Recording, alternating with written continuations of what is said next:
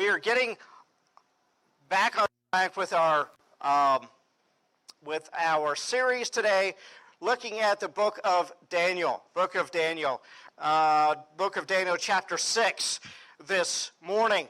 And as we look at Daniel chapter 6, things are getting a little, what seems to be out of hand, what you would think would be loss of a hand, a foot, a few other body parts, but instead things take a twist.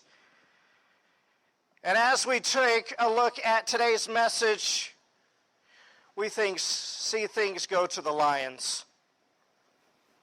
Things go to the lions quickly, but yet, how do they go to the lions? Let's take a look just a moment and see how things come together. We are looking at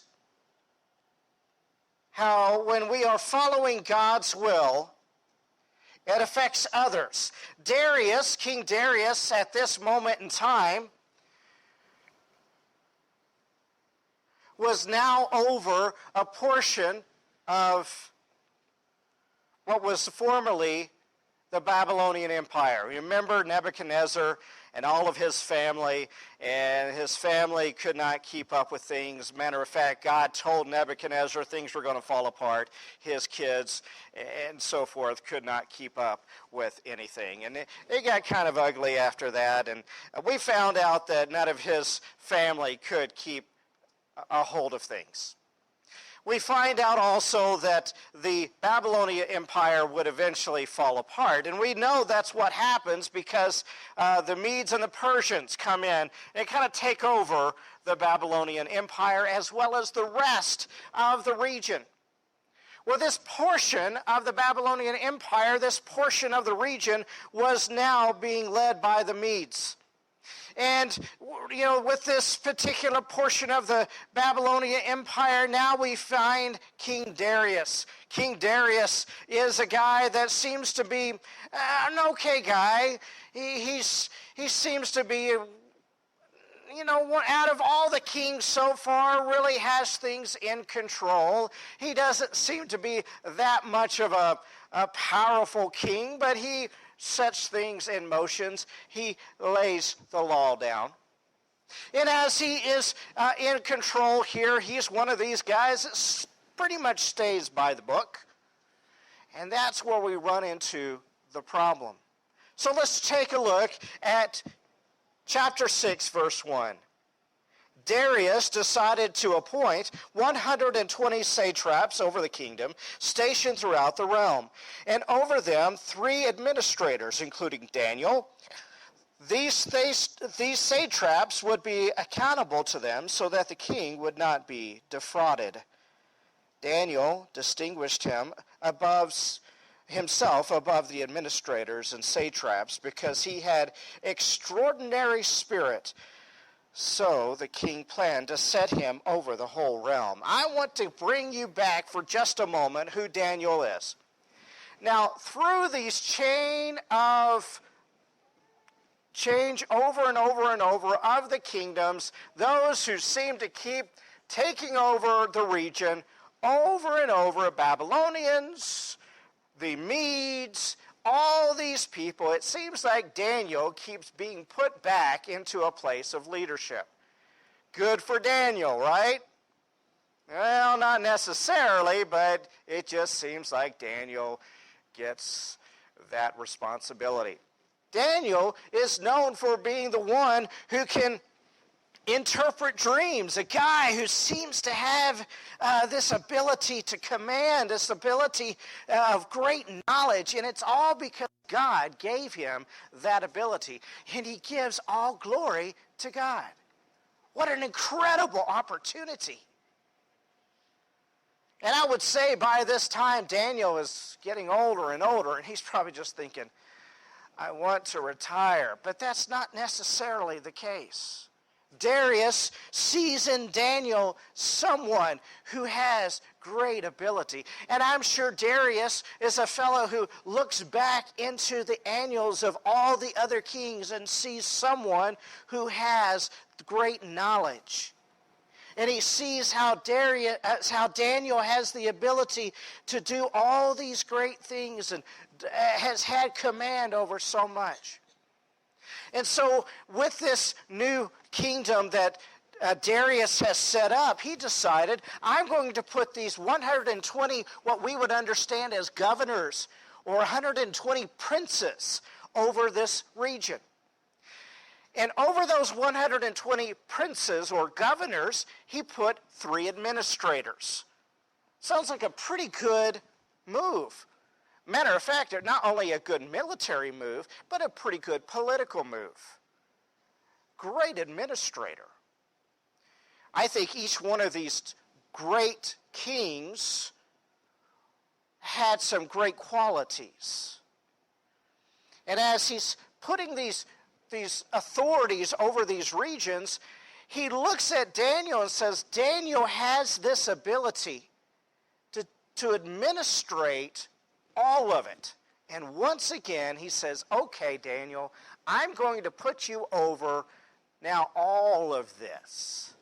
I'm going to put you in a place of administration of all the land. Now, we don't know exactly what administration he was involved in, and was it specific things or whatever, but he pretty much said, you're going to be second in command in this region. Wow, here we go again. Why me, God? I think there was a lot of that going on with Daniel, but here he is. He's put into that place. Whenever that happens, I think there's a lot of jealousy involved. Remember that Daniel was not from that region. He was a Judean.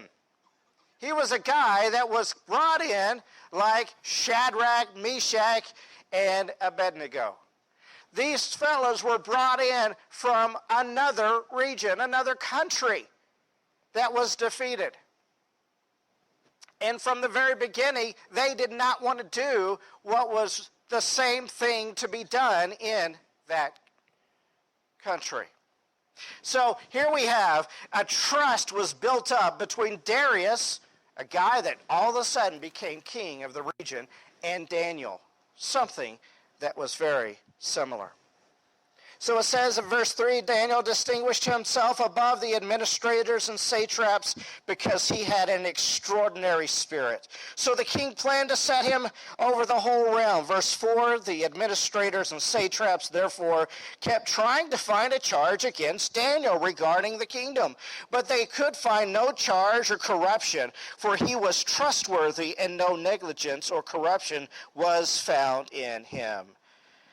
These men said, we will never find any charge against Daniel unless we find something against him concerning the law of his God. Okay, here we go. Here's how it's going to happen. We can't find anything against Daniel. Daniel will not do anything wrong, so because of that, we're going to find a way for Daniel to get in trouble because he will not go against his God. Sounds simple, right? So verse 6. So the administrators and satraps went together to the king and said to him, may King Darius live forever. They're buttering him up. Here we go. All the administrators of the kingdom, the prefects, satraps, advisors, and governors have agreed that the king should establish an ordinance and enforce the edict for 30 days. Anyone who petitions any god or man except you, the king, will be thrown into the lion's den. Verse 8, listen to this. Therefore, Majesty establish the edict and sign the document so that as a law of the Medes and Persians it is irrevocable and cannot be changed, so signed the document. Let me tell you what happened here. Okay, got this in your brain. Now we have the Medes and Persians law. Anything that a king decides to put into law as the Medes and Persians cannot be broken by anybody, even the king. if he signs into law anything, it cannot be revoked. So here's what happens. These satraps, these governors, these administrators come to the king and say, since you're such a great king, we love you, king. You're beautiful. We like you. If they don't say that, then okay. We love you. You're wonderful. By the way, here's what we think you should do. So that everybody's on the same page here. We think that for 30 days, that everybody should bow down to you, everybody should praise you, and that nothing else should be praised or bowed down to you. Nothing else should have allegiance, including nothing, no animal, no statue, and no other being should be worshipped for 30 days. King says, that sounds pretty good. Why not? A little stroke of the ego. Sounds good to me. All right. Best way to get somebody to do anything in authority is tell them some way to make them even look better. Sure. Write that down. Sign that edict. We're good. Verse 10. When Daniel learned that the document had been signed, he went into his house. The windows in his upper room opened towards Jerusalem. And 3 times a day he got down on his knees, prayed, and gave thanks to his God, just as he had done before. I want you to picture this. Daniel, a man who is truly of God, someone who has gone over and over and over again, would refuse to do anything that was against God. Remember this guy? He could have gone into, understand this, he did not have to open his windows, he did not have to do anything else. All he had to do was go into his room, lock the door, and pray to God. There was nothing he could have hid, he could have done anything else. Doesn't matter. But what did he do? He made a point. He went into his room, opened up the windows that faced Jerusalem, and he prayed not just once, but 3 times a day to the one and only God. Now, not only was he making a point to himself, not only was he making a point to God, but he was making a point to those who wanted to get him in trouble. He was saying, bring it on. Look at me. Look what I'm doing. You got a problem with it. I will face whatever it is that you want to come against me with. Because my God is more important than any edict that any king wants to sign. Wow! How incredible that is.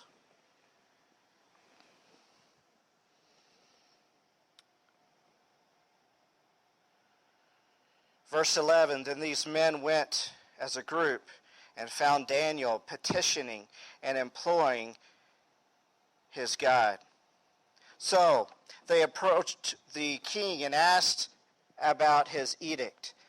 Didn't you sign an edict that for 30 days any man who petitions any god or man except you, the king, will be thrown into the lion's den? By the way, isn't this kind of funny where he does this group, this mob who wants to get Daniel in trouble, didn't go in and say, let's grab him, let's take him off. We'll get him, we'll show the king, let's grab him, let's take him, throw him in front of the king, and oh, look at him, we're going to.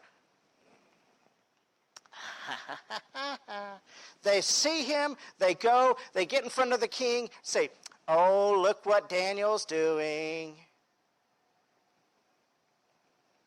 Because they knew that his head was next. Their heads were next. They were not brave enough as Daniel was brave. And it goes on to say in the end of verse 12, it goes on to say, the king answered, as a law of the Medes and Persians, the order stands and is irrevocable. Could you imagine the horror the king was going through? Verse 13. Then they replied to the king, Daniel, one of the Judean exiles, has ignored you, the king, and the edict you signed, for he prays 3 times a day. As soon as the king heard this, he was very displeased. He set his mind on rescuing Daniel and made every effort until sundown to deliver him. You have to realize the king was not upset at Daniel. He was horrified at himself and at these losers that came and told him this, that put him in this situation. He was not mad at Daniel. He realized, oh no, look what I've done. I blew it. And it says he tried everything he could. He probably went to the lawyers. He probably went to all the Supreme Court justices and say, what have I done? How can I get myself out of this? How can I fix this? And they all said, you cannot. It's over. Oh no.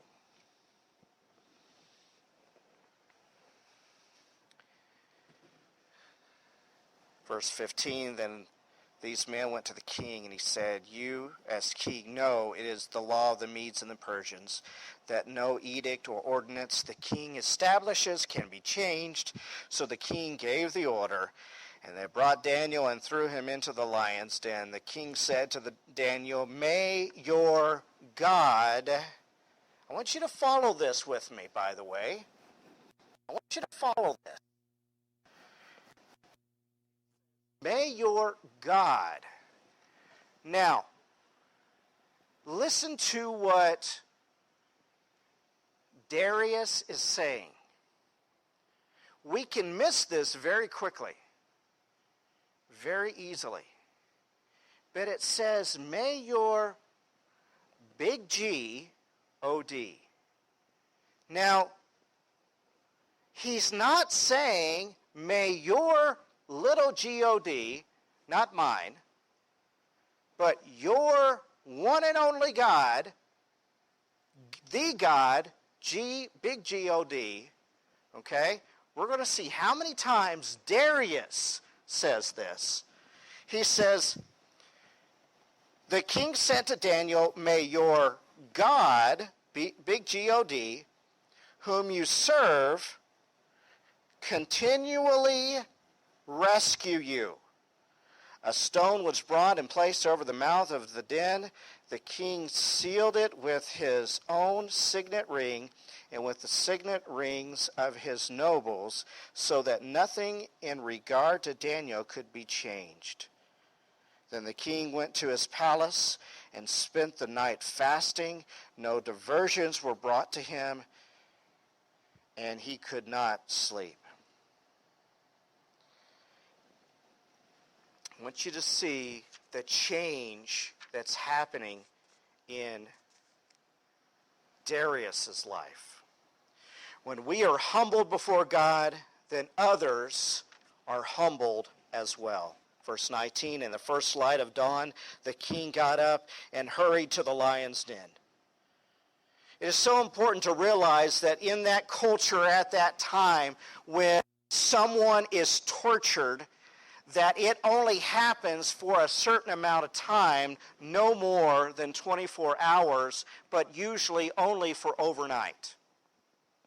And so usually it's done, you know it's over. It only happens in an instant, especially when it comes to something like this, a lion's den. You know, as soon as you and we're going to see in just a moment, as soon as you throw somebody in, it's over. But Darius knew there was something different here. So he fasted all night. At dawn, he comes and he looks. He looks, he's ready to check things out. And he says, when he reached the den, he cried out in anguish to Daniel, Daniel, servant of the living, what does it say? The living God, big G-O-D. The king said, has your God, big G-O-D, whom you serve continually, been able to rescue you from the lions?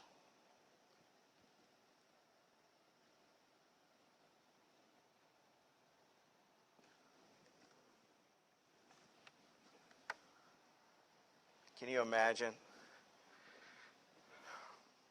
The king's going,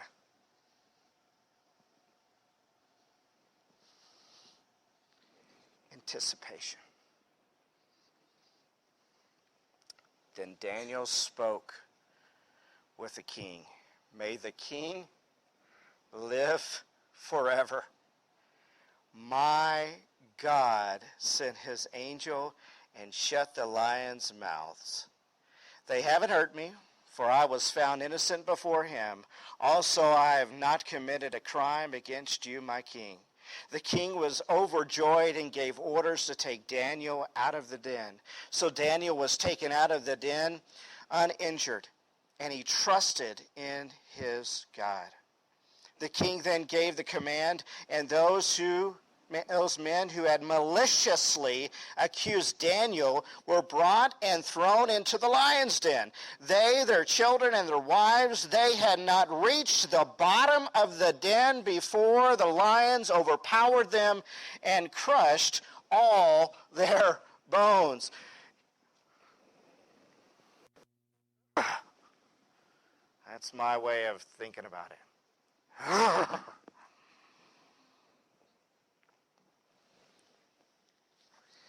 Now, remember, the edict was according to the law of the Medes and Persians, could not be broken. So how is it that that was allowed? Well, think about it. Daniel was punished. He got his punishment. It was over. But nobody said anything about Darius doing his own edict, a new one, and a new punishment. He said, listen to this.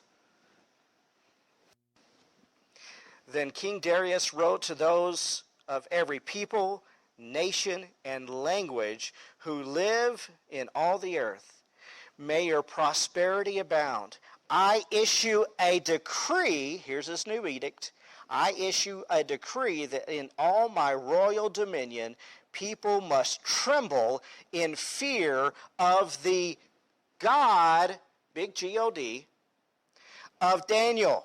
For he is the living God, big G-O-D, and he endures forever. His kingdom will never be destroyed, and his dominion has no end. He rescues and delivers. He performs signs and wonders in the heavens and on the earth, and he has rescued Daniel from the power of the lions. So Daniel prospered during the reign of Darius and the reign of Cyrus the Persian. Darius was humbled by God's power because of Daniel's humility. Daniel made a big difference in Darius, but importantly, God changed Darius because no longer did he see that God was this unimportant little thing, but he said, he is the God. He is alive. He is all-powerful. He is the one and only.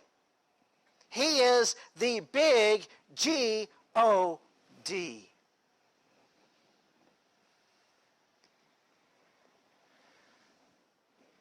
We can affect others if we are faithful to God. We can affect others if we are faithful to God.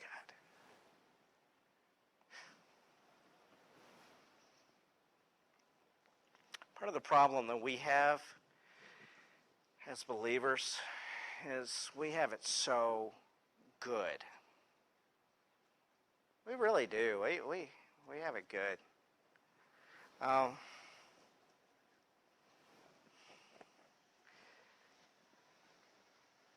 We don't hear the full story of what's going on around the world.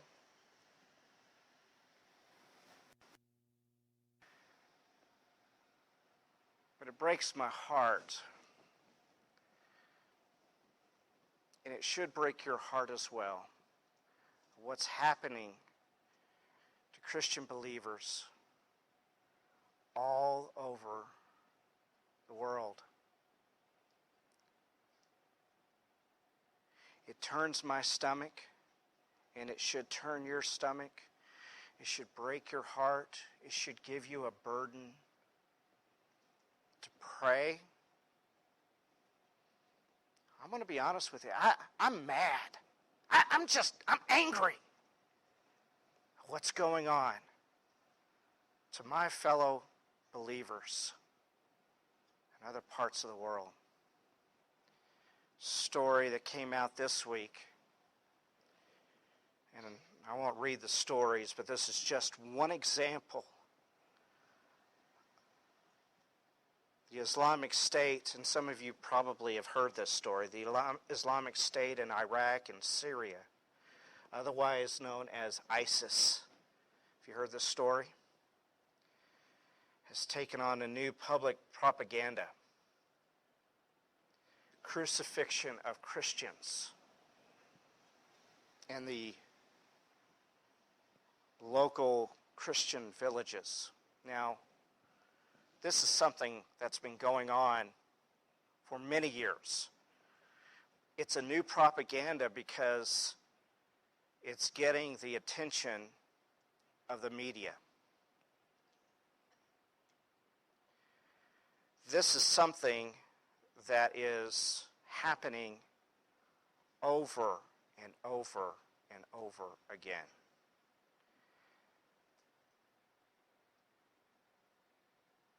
May 2nd, the same thing happened. And lies are being said about why they're being crucified. Christians who changed from the Muslim faith to Christianity being crucified in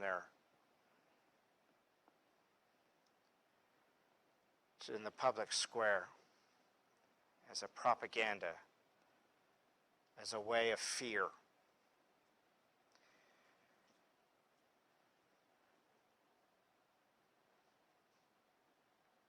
We hear the stories of this young lady in the Sudan who, no matter how many times she tries to get out of the country, even though there's absolutely nothing that she has done wrong, who gave birth in the Sudanese prison. She stands up for her belief. She has been sentenced to death twice.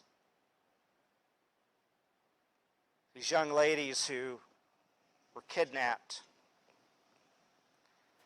for no reason of their own. These are stories that are hitting the media. But these are just a minute things that are happening all over the world. North Korea, we're hearing about these, just a couple of pastors that are being arrested. But these things are happening constantly.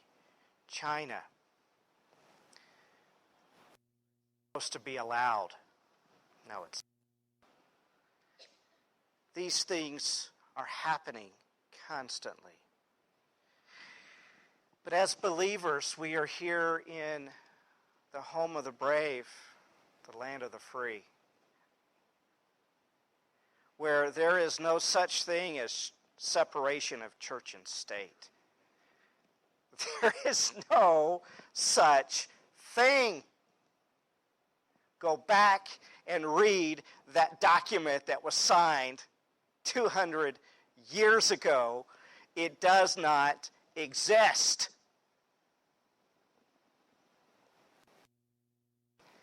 But we are scared. Here's how we make a difference. As believers of the one true God, the big G-O-D, here's how we make a difference.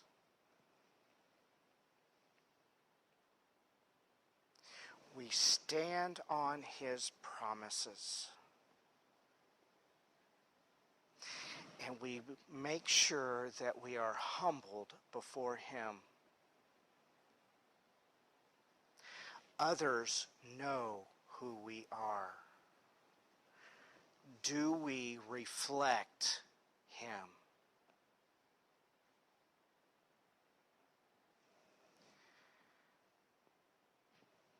We're not facing death in our town square. Will it ever get there? I don't know. I hope not. But who are we? Are we reflecting? Are we reflecting Christ? When we affect others around us, then we are faithful to God.